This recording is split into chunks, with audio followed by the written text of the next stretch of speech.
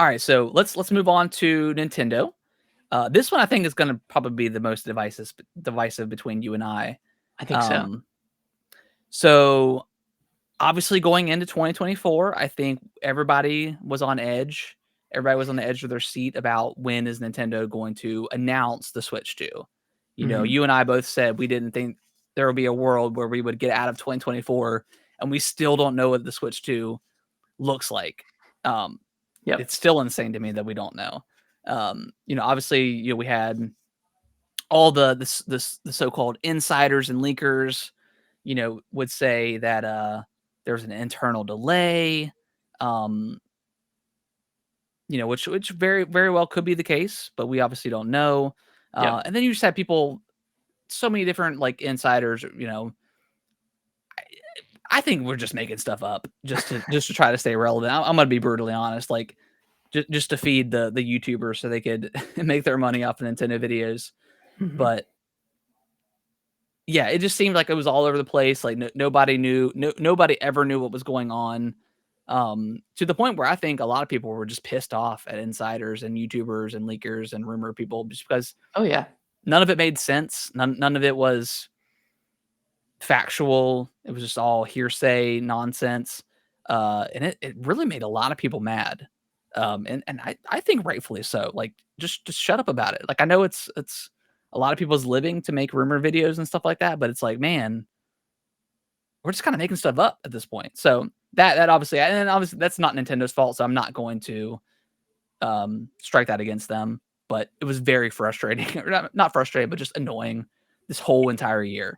And Um, seeing, and just yeah, real quick, like when we got to the point where leakers were saying that the Switch 2 was reportedly delayed, yeah, it's like no, it wasn't, because it yeah, was never announced. exactly. You can't delay So something that you wasn't don't need announced. you should know these plans to begin with. Yeah, You're and not I think that's a lot of people were totally. like, okay, well, do we really need leakers? Like, are leakers a bad thing in the industry? And I would Think they are, agree yeah. to that sentiment. I think they generally are because it ruins announcements. It ruins stock prices. It ruins a lot of things that people don't think about when this stuff happens. So um, yeah, and then eventually we did finally get a direct, and you know Furukawa came out and said, you know, the Switch successor is real. We will announce it before the end of fiscal of 2025, which is March of next year. And then we went like another 7 months, 6 months without hearing about anything. And every time they do a direct, they say we're not mentioning it. And it's like, okay, when are we going to hear about this thing? It's kind of crazy. Yeah.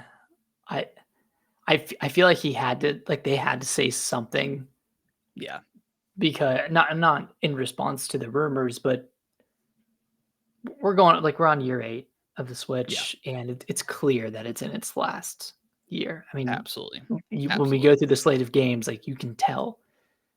So they had to say something, but yeah, to say something and then, 6, 7 months go by, and, the only thing that's happened is leaks have come out of, like, "Oh, here's the new Joy-Cons, here are the tech specs of the new Switch." Like, Yep. none of that is super exciting. Like, I just wanna hear it from the horse's mouth at this Yeah, point, and and then I think they we did will. eventually confirm backwards Right. compatibility. They mentioned that NSO is going to be the thing going forward. So all of your previously purchased games digitally are going to move Yeah. over. We're not going to have a separation, you know, between the Wii to the Wii U to the Switch. It's all just going to be very seamless, and that just, to be It's quite great. frank, it's unacceptable at this point if it's not that case. Like everything should just be forward compatible. Like everything should just work. Um, so yeah, just makes ton of sense that they're going to do that. But glad they're doing it because Nintendo is very weird about that stuff. Um, so I'll go through the list of games here, and I think this is an order of release. Um, this is first party and published games. So we've got Another Code, Mario versus Donkey Kong, Super Peach Showtime, or Princess Peach Showtime, Paper Mario: The Thousand Year Door, Luigi's Mansion 2, um, NES World Championship game. I was gonna say edition. I think it's edition. I don't know. Yeah, it's Endless Ocean, Luminous, Emio, the Smiling Man, Zelda: Echoes of Wisdom, Mario Party Jamboree, and Mario and Luigi Brothership. Am I missing anything? First party I wise? think that's everything. Okay. Yeah. So all those games, I played maybe half of them. Pretty underwhelmed by. I probably played less than half. I mean, the only ones I actually played were Thousand Year Door, Nintendo World Champion, Yeah. Echoes of Wisdom, and Mario and Luigi.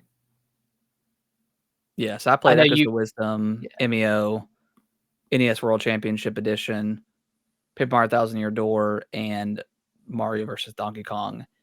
And I mean, NES World Championship, like, can you really beat that game? I'm not sure. The only one out of all those still is the only one I finished is Emio. It's crazy. It's crazy that you didn't finish Zelda. Yeah.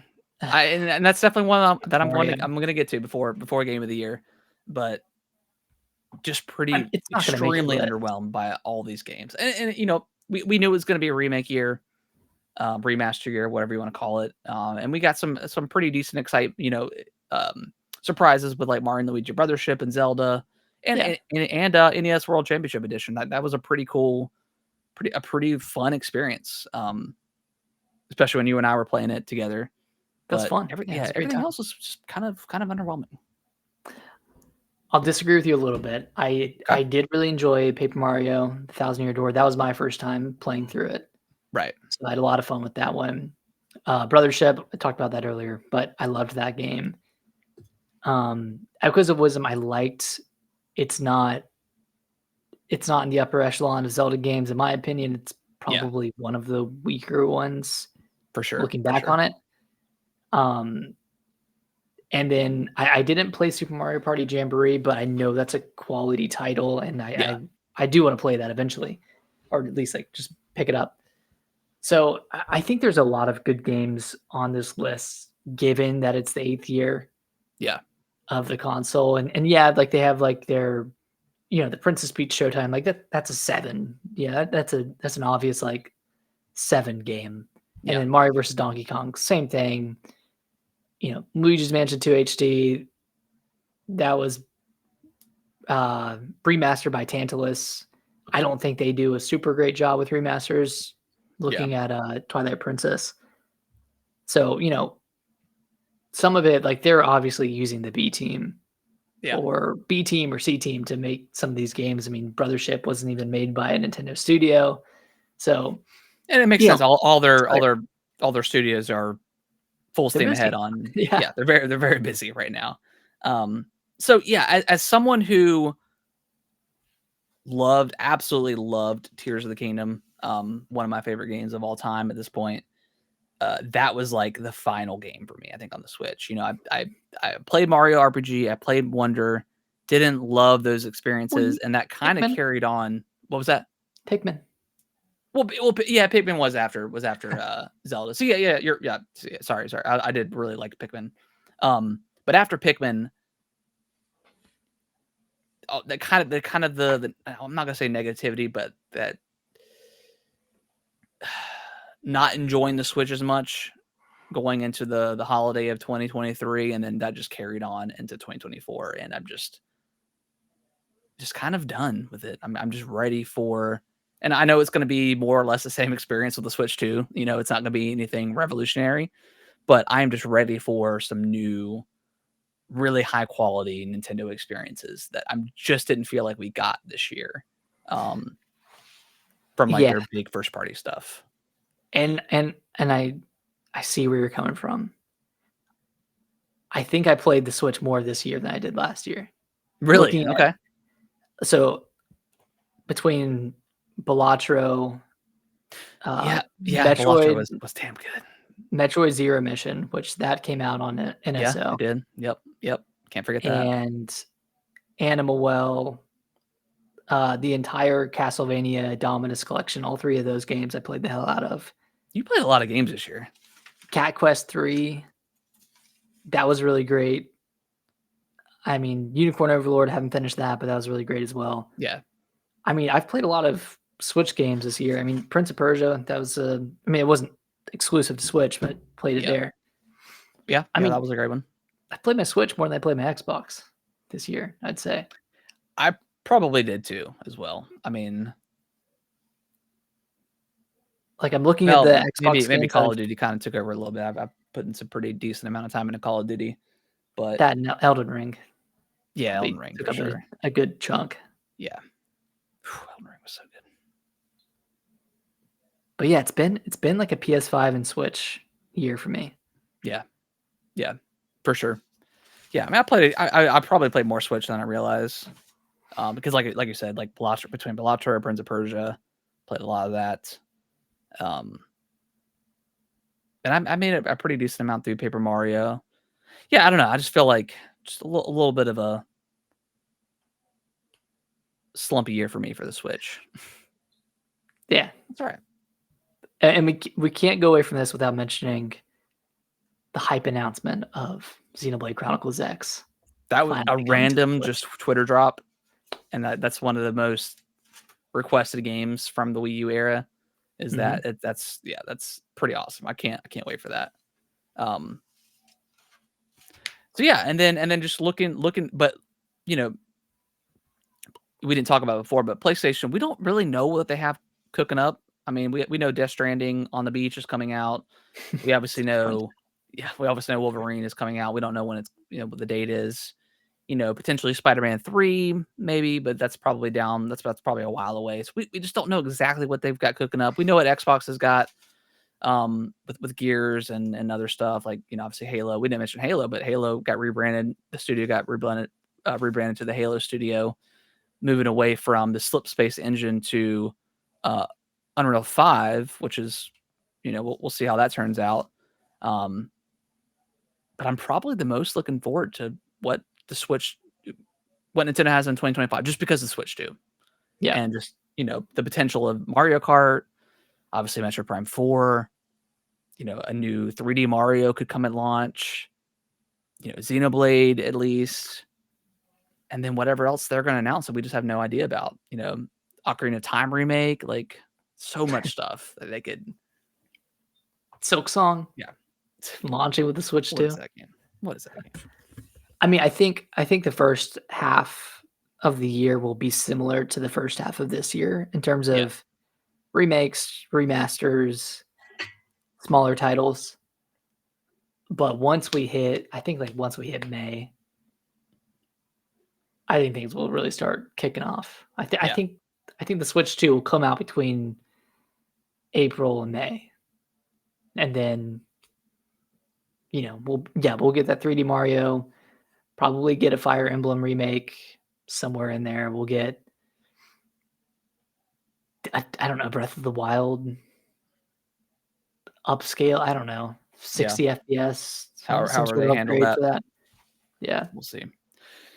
So all that being said, Nick, what do you give Nintendo in 2024? Did I give PlayStation a B minus? You gave me a B minus, yeah. I'll give Nintendo a C plus. Okay. So not as divisive as I thought. I gave it a C as well. I had to look. I just had to look at what they had. They had a lot of games too. It's not like the games were lacking. Most of them weren't for me, but I can still appreciate what they have, and yeah. I think a C, just a solid C. And I'll give it to them. They didn't have any bad news. No, no, they didn't have any bad news at all. The only news was No the news. no news with Switch 2. The only news was the annoyance of Twitter Nintendo people, YouTubers. Twitter warriors, and Nintendo YouTubers and insiders. So that was the most annoying part. Seeing the death of Pyoro was pretty interesting. Yeah, he could do no wrong for a while.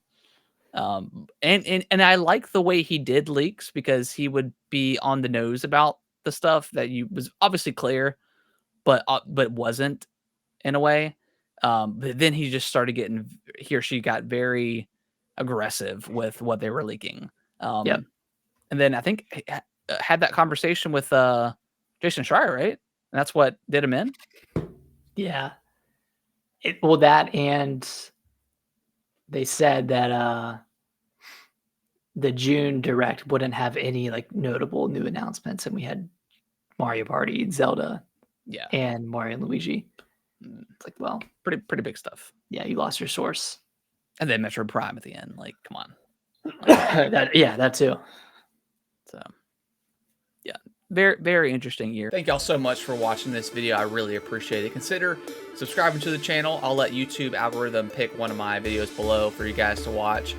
Give it a click, and I hope you enjoy, and I will see you in the next video.